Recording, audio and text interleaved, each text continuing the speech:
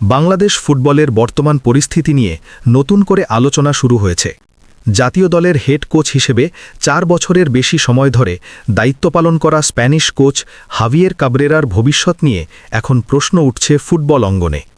সমর্থক থেকে শুরু করে বিশ্লেষক সবার মুখেই একটাই প্রশ্ন, এত দীর্ঘ সময় দায়িত্বে থাকার পরও কেন দৃশ্যমান কোনো বড় সাফল্য আসেনি। আর ঠিক এই কারণেই এখন আলোচনার কেন্দ্রে উঠে এসেছে বাংলাদেশের জাতীয় ফুটবল দলের পারফরম্যান্স এবং কোচের ভূমিকা। 2022 সালের জানুয়ারিতে জাতীয় দলের দায়িত্ব নেন স্প্যানিশ কোচ কাবরেরা। তখন অনেক আশা নিয়েই তাকে স্বাগত জানিয়েছিল দেশের ফুটবল প্রেমীরা।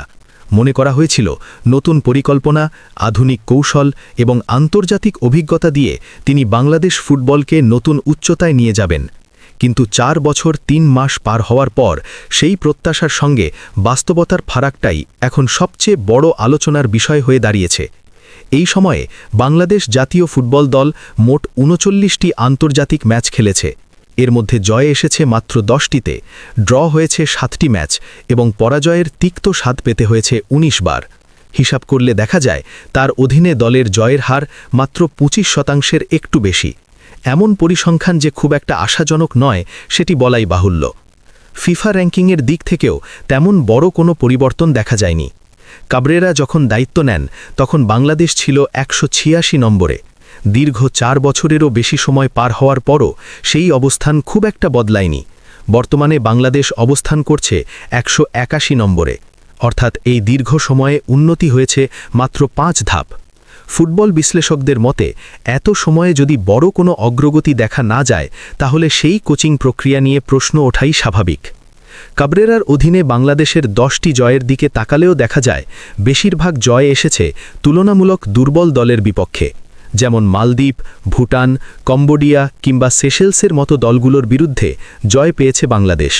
তবে তার কোচিং আমলের একটি বড় অর্জনের কথা অবশ্যই উল্লেখ করতে হয়। দীর্ঘ 22 বছর পর ভারতের বিপক্ষে জয় তুলে নিয়েছিল বাংলাদেশ। সেই ম্যাচটি দেশের ফুটবল সমর্থকদের মধ্যে নতুন করে আশার সঞ্চার করেছিল, কিন্তু সেই আনন্দের ধারাবাহিকতা ধরে রাখতে পারেনি দলটি। এই সময়ের মধ্যে বড় কোনো আন্তর্জাতিক টুর্নামেন্টেও উল্লেখযোগ্য সাফল্য আসেনি।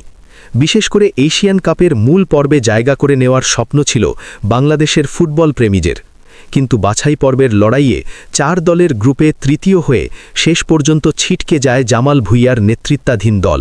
ফলে আরেকবার হতাশ হতে হয় সমর্থকদের। এদিকে কোচ কাবরেরাকে ঘিরে কিছু অভিযোগও সামনে এসেছে। অনেকেই মনে করেন দেশের লিগ চলাকালীন তিনি প্রায়ই দেশের বাইরে অবস্থান করেন এবং নিয়মিত লিগের ম্যাচ পর্যবেক্ষণ করেন না। এমন অভিযোগও রয়েছে যে অনেক সময় বেঞ্চে থাকা খেলোয়াড়দের জাতীয় দলে সুযোগ দেওয়া হয়, অথচ লিগে ভালো পারফর্ম করা ফুটবলাররা সুযোগ পান না। এতে করে খেলোয়াড়দের মনোবলেও প্রভাব পড়ছে বলে মনে করেন অনেকে। ফুটবল বিশ্লেষকদের মতে 4 বছর পার হয়ে গেলেও জাতীয় দলে এখনও একজন নির্ভরযোগ্য স্ট্রাইকার তৈরি করা সম্ভব হয়নি। একজন বিশ্লেষক বলেন, কিছু খেলোয়াড় নিয়মিত লিগে খেলছেন না, অথচ তারা দলে সুযোগ পাচ্ছেন। আবার যারা ভালো পারফর্ম করছেন তারা বাদ পড়ছেন। উদাহরণ হিসেবে অনেকেই গোলরক্ষক নির্বাচনের বিষয়টি তুলে ধরেন। তাদের মতে একজন খেলোয়াড় নিয়মিত মাঠে না খেললেও সুযোগ পাচ্ছেন, অথচ অন্য একজন ধারাবাহিকভাবে পারফর্ম করেও সুযোগ পাচ্ছেন না। ফলে দল নির্বাচন এবং কৌশলগত সিদ্ধান্ত নিয়েও প্রশ্ন উঠছে। সমর্থকদের মধ্যেও ক্ষোভ ধীরে ধীরে বাড়ছে। সামাজিক যোগাযোগ মাধ্যম থেকে শুরু করে স্টেডিয়ামের গ্যালারিতে সব জায়গাতেই এখন কোচ পরিবর্তনের দাবি শোনা যাচ্ছে। অনেকেই মনে করেন একই ভুল বারবার হলে সেটি কোচিং সমস্যারই ইঙ্গিত দেয়। তবে কাবরেরার সময়ে কিছু ইতিবাচক দিকও রয়েছে। তার অধীনেই প্রথমবারের মতো প্রবাসী ফুটবলারদের বড় পরিসরে জাতীয় দলে অন্তর্ভুক্ত করা হয়েছে। ইংল্যান্ডে বেড়ে ওঠা মিডফিল্ডার হামজা চৌধুরী এবং প্রবাসী ফুটবলার সুমিত শান্তিলালের মতো খেলোয়াড়দের দলে যুক্ত হওয়ার ফলে দলের মান কিছুটা বেড়েছে।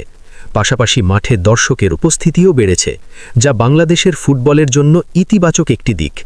তবে অনেকের মতেই এখন এমন একজন কোচের প্রয়োজন যিনি আন্তর্জাতিক পর্যায়ে প্রমাণিত এবং বড় টুর্নামেন্টে দলকে এগিয়ে নেওয়ার অভিজ্ঞতা রাখেন। এদিকে বাংলাদেশ ফুটবল ফেডারেশন বা বাফুফের জাতীয় দল কমিটির একটি গুরুত্বপূর্ণ সভা অনুষ্ঠিত হতে যাচ্ছে। যদিও আনুষ্ঠানিক আলোচ্য সূচিতে কোচ পরিবর্তনের বিষয়টি নেই, তবুও সাম্প্রতিক পারফরম্যান্স নিয়ে আলোচনা হতে পারে বলে ধারণা করা হচ্ছে। ফেডারেশনের এক কর্মকর্তার মতে অতীতে ৩ জন কোচের সঙ্গে চুক্তি বাতিল করতে গিয়ে বাফুফেকে আর্থিক ক্ষতির মুখে পড়তে হয়েছে, তাই এবার কোনো সিদ্ধান্ত নেওয়ার আগে বিষয়টি ভালোভাবে ভেবে দেখা হচ্ছে। সবকিছু মিলিয়ে এখন সবচেয়ে বড় প্রশ্ন, বাংলাদেশ ফুটবল কি পরিবর্তনের পথে হাঁটবে নাকি ধারাবাহিকতার জন্য কাবরেরার উপরই আরেকবার আস্থা রাখবে? এই সিদ্ধান্তই নির্ধারণ করবে আগামী দিনে বাংলাদেশ ফুটবল কোন পথে এগোতে যাচ্ছে। সমর্থকরা এখন অপেক্ষায়, বাংলাদেশ ফুটবলের ভবিষ্যৎ ঠিক কোন দিকে মোড় নিতে যাচ্ছে।